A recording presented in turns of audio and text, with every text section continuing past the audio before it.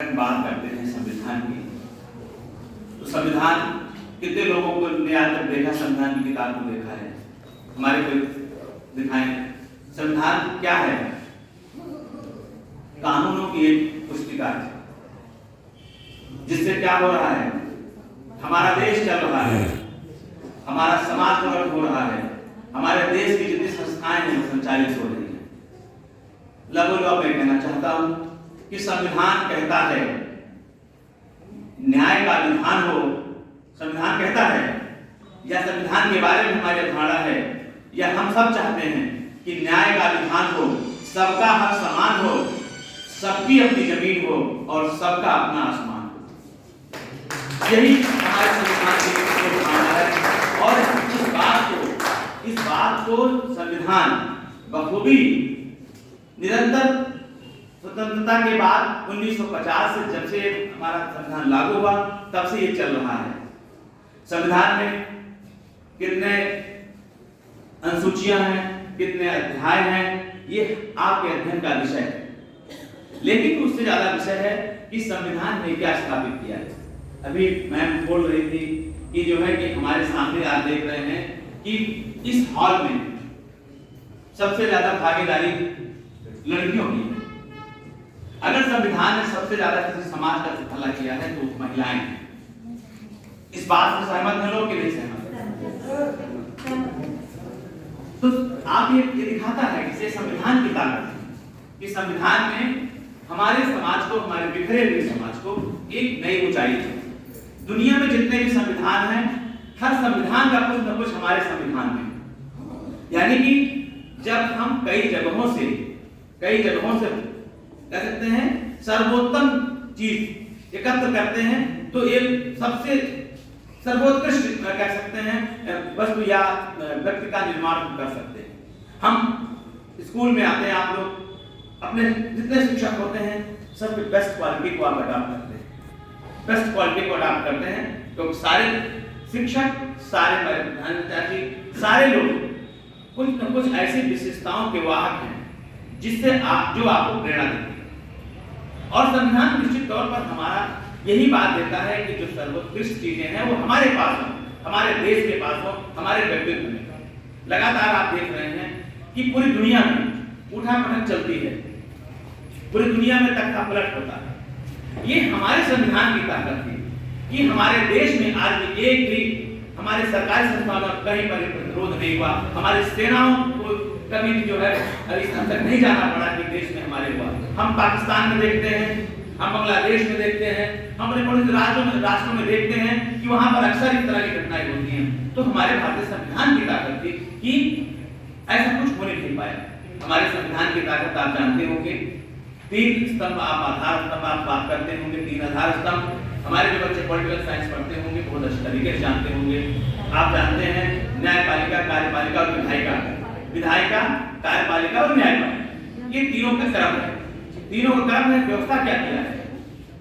अगर विधायिका ने देश हित में, समाज हित में, नागरिकों के हित से विपरीत कोई कानून बनाती है तो हमारी न्यायपालिका कैसे खड़ी होती है? एक बार रिव्यू हो जाए। यही करती है तो कोई ताकतवर नहीं बना। फिर क्या करती है? हमारी कार्यपालिका अगर उस विधान को संचालन करने में, लागू करने में कहीं पर भी गलती करती है तो हमारी न्यायपालिका पुनः उसे रुकिए, अब आप गलत दिशा में जा रहे हैं, वहां पर उसकी भूमिका होती है।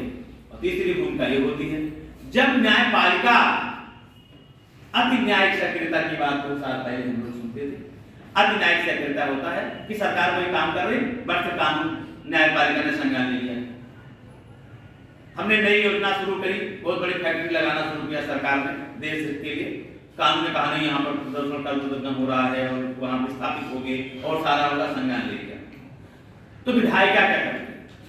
विधायिका तुरंत एक नया कानून पारित कर देती है और फिर वो कानून बन जाता है। जब संसद द्वारा पारित कानून को सर्वोच्च कानून माना जाता है। हमारी जो संसदीय प्रणाली है, हमारी संसदीय प्रणाली मोस्टली ब्रिटेन से प्रभावित है, उसी से अडॉप्टेड है। अमेरिका से भी, कनाडा से भी, ऑस्ट्रेलिया से भी, सारे लोगों की कुछ चीजें हैं, ये आपको लर्न करने का विषय है, ये आपके प्रतियोगी परीक्षाओं में प्रश्न को हल करने के विषय है कि कौन किस राष्ट्र से, किस देश से हमने क्या लिया है।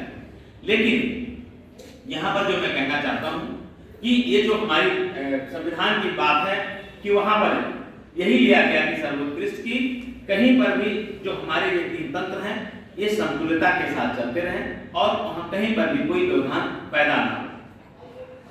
संविधान की ताकत की बात यही करते हैं कि आज राजा और रंग आप देख रहे हैं, सभी लोग संसद भवन में उसी तरीके से प्रवेश करते हैं जैसे सारे लोग।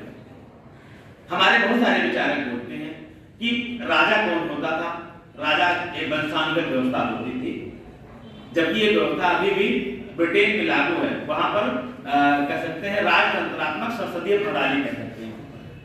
वहां निश्चित तौर पर संसद प्रणाली जो है सर्वोच्च है, लेकिन राज्य जो हमारा वहां का राजा है, सम्राट, एक प्रतीक के रूप में मात्र है। हमारे यहाँ राष्ट्रपति की तुलना और संसदीय व्यवस्था की तुलना आप वहां से कर सकते हैं। हमारे यहाँ कौन सर्वोच्च है? हमारे देश का सर्वोच्च नागरिक कौन होता है? प्रेसिडेंट, राष्ट्रपति हमारा होता है। लेकिन कार्यकारी राष्ट्राध्यक्ष कौन होता है? वो हमारे राष्ट्र का अध्यक्ष है। कौन होता है? नहीं, राष्ट्र का अध्यक्ष हमारा जो है प्रेसिडेंट होता है। हमारी सरकार का अध्यक्ष कौन होता है?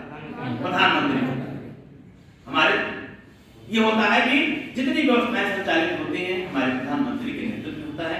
प्रधानमंत्री जी जब बोलते हैं तो हमारा देश बोलता है, यही बात है। हमारी सरकार बोलती है, देश में चलने वाली सरकार बोलती है। और जब राष्ट्रपति बोलने जाते हैं कहीं पर तो बोलते हैं कि पूरा राष्ट्र बोल रहा है। ये हमारी संस्कृति है। संविधान में बहुत सारे प्रावधान है, बहुत सारे अवरोध है। इस दिवस को याद करने का और भी कारण कि हम याद करें कि हमने उस दौरान अपने संविधान, क्योंकि हमारे सामने चुनौती थी। आप लोगों ने देखा होगा, अगर इतिहास पढ़ते होंगे, ऐतिहासिक कैसे संवैधानिक विकास की यात्रा जब पढ़ते होंगे आप लोग, जो हमारे बच्चे पॉलिटिकल साइंस पढ़ते होंगे या इतिहास में भी ये बात आती है, तो उसमें कि हमारे संवैधानिक विकास की यात्रा में कि कितने पड़ाव है, कितने एक्ट पारित हुए।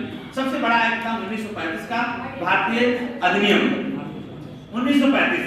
हमारे संविधान का जो मोस्टली पार्ट है 1935 की जो एक्ट लागू हुआ था उसमें अंग्रेजों के द्वारा, उसको उसी का आप देख सकते हैं विस्तारित स्वरूप हमारे सामने है। उसकी बहुत सारी बातें वो आज भी हमारे संविधान में अंकित है और जिस पर लगातार संशोधन चलते रहे। और आज हम कितने संशोधन हो चुके हैं भाई, किसी को पता है? कितना? 101 संशोधन हो चुके हैं, प्रस्तावित तो ज्यादा हो चुके हैं।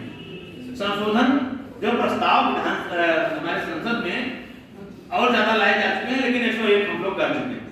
यानी कि समय के साथ बहुत सारी चीजों की जरूरत नहीं पड़ती और हम उसको करते हैं। और ये चीज होना चाहिए। हम अपनी कमियों में, हम अपने व्यक्तित्व की कमियों को अगर सुधारते हैं, एक छोड़ते हैं, नई प्राप्त करते हैं बेस्ट वाली, तो ये नई परिपाटी। दूसरा मैं संविधान के साथ भी संविधान की मूल भावना की बात होती है। आप लोग जानते हैं मूल भावना क्या है?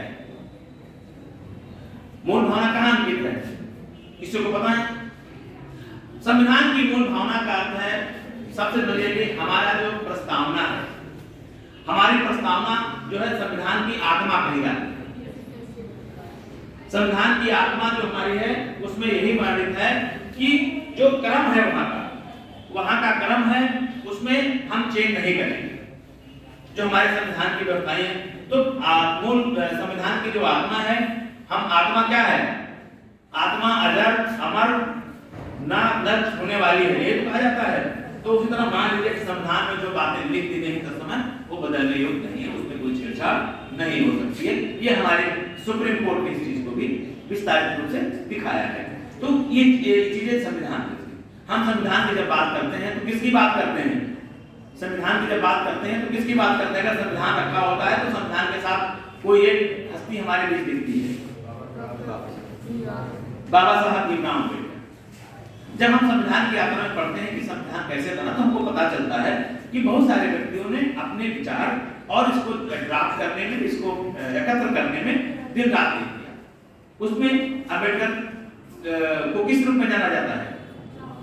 वो क्या है, संविधान की बहुत सारी, संविधान सभा का जब गठन हुआ उसमें बहुत सारी समितियां का गठन हुआ। प्रारूप समिति कहते हैं, प्रारूप समिति, ड्राफ्टिंग कमेटी, प्रारूप समिति बनाई गई थी। प्रारूप समिति होता है कि संविधान को एक ढांचा कौन देगा, ड्राफ्ट करेगा, एक देगा, बताएगा कि हम जितने लोग बैठे हैं सब लोग अपना अपना लाल विचार रखेंगे और हम इसको सजाएंगे, हम फूल कई जगह से लाएं और एक गुलदस्ता बनाने का काम जो है बाबा साहब भीमराव अम्बेडकर के सामने उन्होंने इवन खुद भी विचार लाए और संविधान की अनवरत बहसों को संचालित करने के बाद ये यात्रा चली और फिर अंततः 26 नवंबर 1949 को इसे तैयार होकर के माननीय राष्ट्रपति, तत्समय जो राष्ट्रपति थे हमारे राजेंद्र प्रसाद जी को सौंपा गया था।